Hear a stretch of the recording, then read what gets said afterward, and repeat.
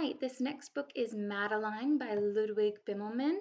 Ludwig Bemelman, that's a fun word to say, first had this book published a long time ago in, 1939. And he was inspired to write this and the series by both his mom and his wife. His mom had grown up going to a school with nuns, and a nun was his headmistress. And his wife's name was Madeline, and had thought about becoming a nun, but had decided not to. So this is Madeline. It's a good book. In an old house in Paris that was covered with vines. Apparently, it was really unique to his story that this house was covered with vines, and people were really interested by it. And later on, when he tried to write the story without the house being covered in vines, people didn't like it as much. They wanted it to have vines all over it. I think they thought it was pretty. Lived 12 little girls in 2 straight lines. In 2 straight lines they broke their bread.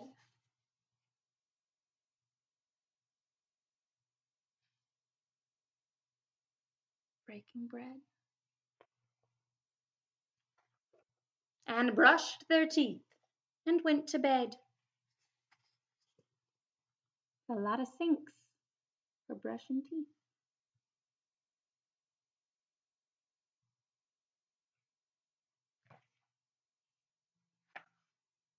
They smiled at the good and frowned at the bad.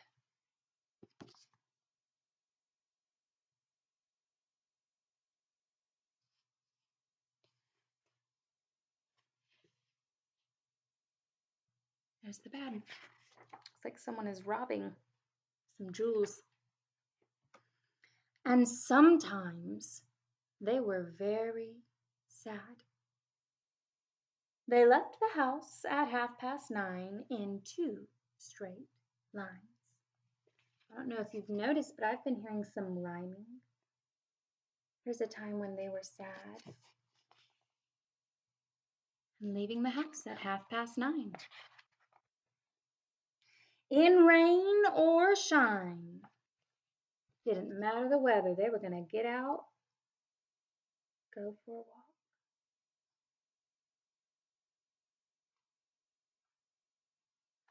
I like these that have added color in them.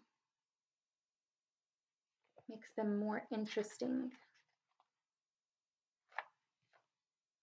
The smallest one was Madeline. She was not afraid of mice. She was very small, the smallest one. But she was not afraid. Look, you can see, there it is. See the girls in the back? They look like they are cowering and afraid. There's Madeline, up to greet the mouse. Or catch him or something. I don't know. She loved winter, snow, and ice. To the tiger in the zoo, Madeline just said, "Pooh, pooh."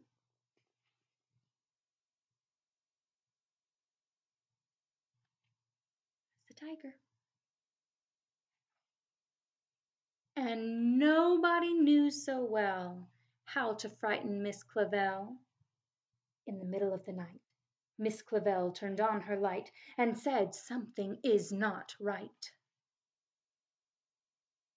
There she is, knowing just so well to frighten Miss Clavell. There's Madeline. It looks like she's walking on the edge of the bridge, and it's just a shaded figure, but we can tell that Miss Clavell looks nervous by the way Madeline is behaving. And then here, Miss Clavell waking up in the middle of the night, knowing something is not right. Little Madeline sat in bed, cried and cried, her eyes were red. And soon after Dr. Kahn came, he rushed out to the phone. Get the doctor. There she is, crying and crying. Her eyes were red. And he's rushing to the phone. Oh my, must be something important. And he dialed. Danton 106. Nurse, he said, it's an appendix. Everybody had to cry. Not a single eye was dry. Madeline was in his arm, in a blanket, safe and warm. So let's see. It's dialing on the phone. That phone looks very different from how it looks today. And there's the nurse, perhaps preparing to see Madeline to take care of her appendix. It hurts very, very much when you have to have your appendix taken out. All the girls had to cry. But she was safe and warm in a blanket in his arm. In a car with a red light, they drove out into the night. Madeline woke up 2 hours later in a room with flowers. This is a very important and notable monument. It's called the Eiffel Tower, and it is in Paris. Here's the car with red lights. That's an ambulance. And this appears to be the flowers she woke up to.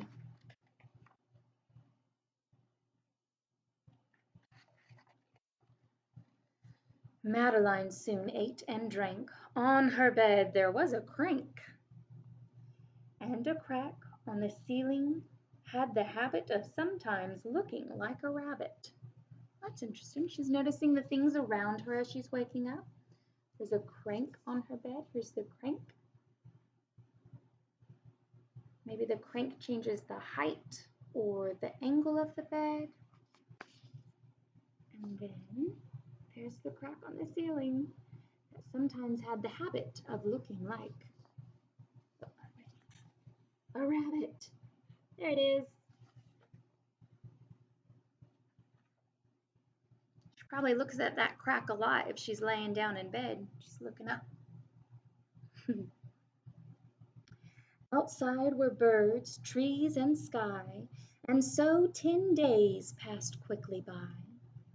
One nice morning, Miss Clavell said, "Isn't this a fine—" It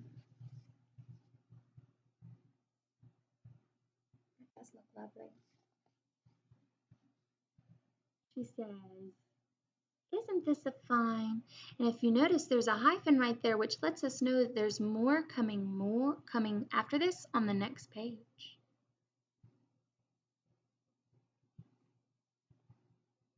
Isn't this a fine day to visit Madeline? Oh, perfect way to end that rhyme. I bet you're going to get on the bus. Oh, looks to me like they are on the bus. And then, what are they getting for her? Looks like there's a lady who sells flowers from her cart. And they'll get her some to cheer her up.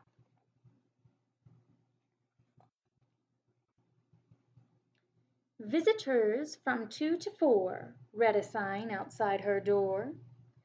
Tiptoeing with solemn face, with some flowers and a vase. Solemn face, that means very serious. So there they are reading the sign. It says visitors from 2 to 4. And their solemn faces. Oh, look, they each have a flower to share.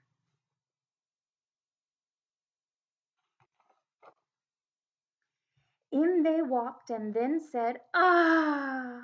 when they saw the toys and candy and the dollhouse from Papa. But the biggest surprise by far, on her stomach was a scar. All the toys and things that her Papa has given to her to help her to feel better. then Madeline is proudly showing off her scar on her stomach when they had to perform surgery to remove her appendix.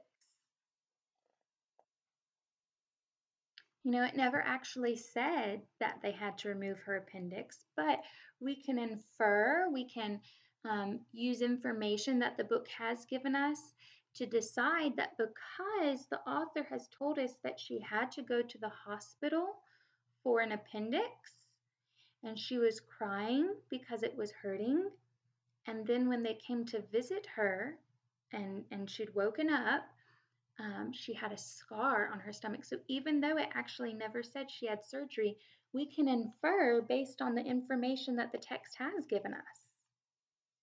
Goodbye, they said, we'll come again. And the little girls left in the rain. There they are, waving goodbye. Their little clothes. They actually don't look too happy. And you know, a lot of times whenever you see rain or um, or bad weather in a book or a movie, sometimes it's meant to represent how the characters feel. And I bet that they're feeling sad right now because they're having to leave their friend. They went home and broke their bread, brushed their teeth, and went to bed. Look at their faces. They have frowns. Guess they feel like their friend is missing. It doesn't make them happy to know that she isn't with them. Makes me sad when my friends are missing. I'm missing my students right now. Been a while since I've seen them. In the middle of one night, Miss Clavel turned on the light and said, "Something is not right." And afraid of a disaster, turn on the light. This has happened before in the book. Last time, whenever it said, "In the middle of one night, Miss Clavel turned on the light and said, 'Something is not right.'" That's whenever they discovered that Madeline needed to go to the doctor. She is putting on her habit. That's the veil that nuns wear, and rushing to see what has happened.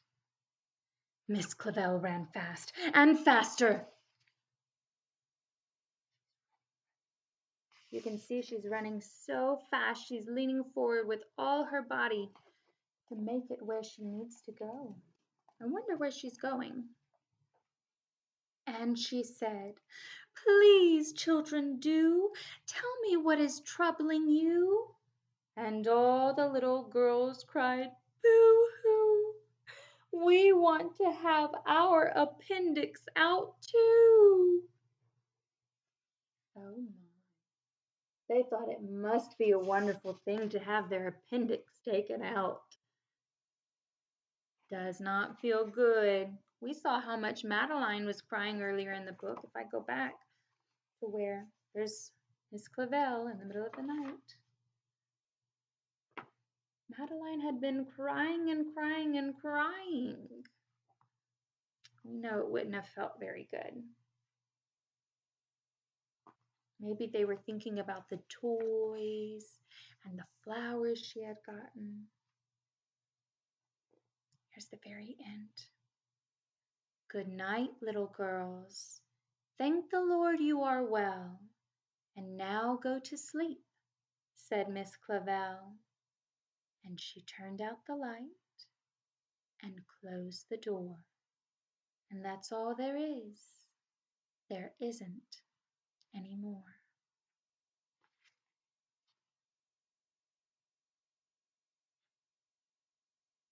See how the words got smaller and smaller?